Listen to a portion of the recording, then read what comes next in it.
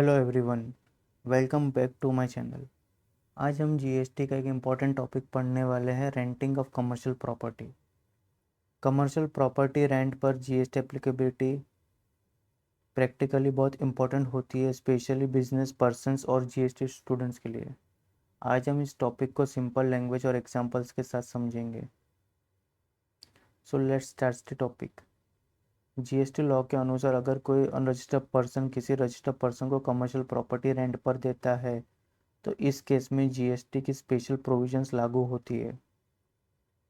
यह प्रोविजंस 10 अक्टूबर 2024 से एप्लीकेबल हुआ है, इसलिए यह अमेंडमेंट जीएसटी कंप्लायंस में बहुत इंपॉर्टेंट है। जीएसटी लॉ के अनुसार अगर कोई अनरजिस्टर्ड पर्सन कमर्शियल प्रॉपर्टी को रेंट पर देता है किसी रजिस्टर्ड पर्सन को जो कंपोजिट डीलर नहीं है, ध्यान रखना है वर्ड, जो कंपोजिट डीलर नहीं है, तो इस केस में रिवर्स चार्ज मैकेनिज्म यानी आरसीएम लागू होता है। आरसीएम का मतलब होता है कि जीएसटी लैंडलॉर्ड नहीं बल्कि टेनेंट यानी रजिस्टर्ड पर्सन पे करेगा। अगर आपका लैंडलॉर्ड अनरजिस्टर्ड है और जो टेनेंट रजिस्टर्ड है तो इस केस में टेनेंट को जीएसटी पे करना है, क्योंकि लैंडलॉर्ड के थ्रू गवर्नमेंट को टैक्स नहीं जा रहा है क्योंकि वो अनरजिस्टर्ड है। इस सर्विस पर जीएसटी रेट 18% एप्लीकेबल होता है और यह जीएसटी टेनेंट द्वारा पे किया जाएगा।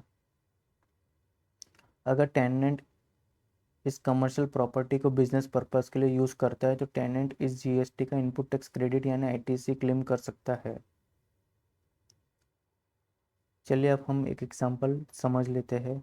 अगर एक शॉप ओनर जो रजिस्टर्ड है वह एक अनरजिस्टर्ड लैंडलॉर्ड से शॉप रेंट पर लेता है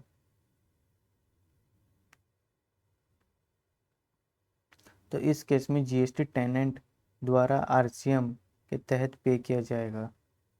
मैं आपको कुछ एग्जांपल्स के तहत बता देता हूँ। यहाँ पे हमारे कुछ क्वेश्चंस हैं तो हम इसमें से समझ लेते हैं।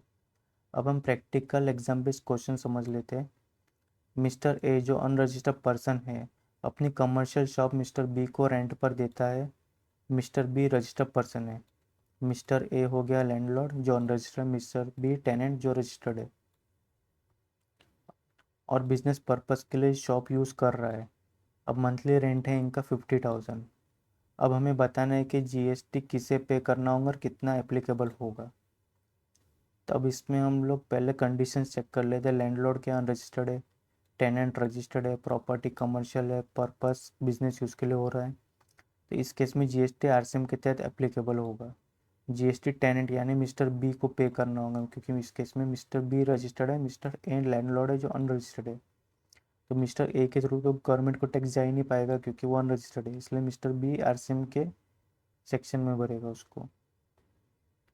तब जीएसटी कैलकुलेट करते हैं 50,000 इंटू 18%। अब जीएसटी 18% के तहत लगेगा और 9,000 हमारा आरसीएम का टैक्स हो जाता जो मिस्टर बी कैश में भरेगा और उसका बिजनेस पर्पस के लिए यूज़ हो रहा है तो उसकी आईटीसी भी क्लेम कर सकते हैं मिस्टर बी।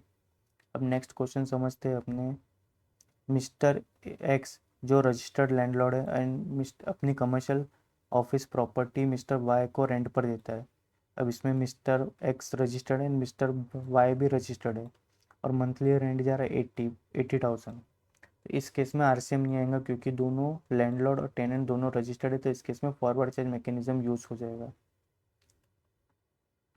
इस केस में लैंडलॉर्ड रजिस्टर्ड है इसलिए जीएसटी फॉरवर्ड चार्ज मैकेनिज्म यानी एफसीएम के तहत होगा। जीएसटी लैंडलॉर्ड करेगा इनवॉइस में। जीएसटी कैलकुलेशन 14,400 होता है 80,000 पे। मिस्टर एक्स जीएसटी कलेक्ट करेगा और गवर्नमेंट को पे कर देगा और वही उसके सामने मिस्टर वाई आईटीसी क्लेम कर लेगा जब उसके 2A में रिफ्लेक्ट करेगा, 2A 2B जो भी हो। अब थर्ड कंडीशन क्या होती है, कंसेप्ट बेस्ड है, इसको ध्यान से पढ़ना। अगर कमर्शियल प्रॉपर्टी किसी अनरजिस्टर्ड पर्सन को रेंट पर दी जाए तो जीएसटी एप्लीकेबिलिटी क्या होगी। अब इस केस में लैंडलॉर्ड रजिस्टर्ड है तो जीएसटी फॉरवर्ड चार्ज में जाएगा, लेकिन अगर लैंडलॉर्ड भी अनरजिस्टर्ड है और टेनेंट भी अनरजिस्टर्ड है तो जीएसटी एप्लीकेबल नहीं होगा क्योंकि दोनों जीएसटी के स्कोप के बाहर है। तो इस चीज़ का ध्यान रखना, अगर दोनों लैंडलॉर्ड और टेनेंट अनरजिस्टर्ड है तो इस केस में जीएसटी लगेगा ही नहीं। अगर लैंडलॉर्ड अनरजिस्टर्ड है और टेनेंट रजिस्टर्ड है तो इस केस में टेनेंट जीएसटी आरसीएम के तहत भरेगा। आई होप आपको यह टॉपिक अच्छे से समझ आ गया होगा। अगर आपको यह वीडियो हेल्पफुल लगी तो प्लीज़ वीडियो को लाइक करें, शेयर करें और चैनल को सब्सक्राइब ज़रूर करें। अगर आपको कोई डाउट्स है तो कमेंट सेक्शन में ज़रूर पूछें। Thank you for watching. मिलते हैं नेक्स्ट वीडियो में, तब तक के लिए वेट कीजिए आप लोग।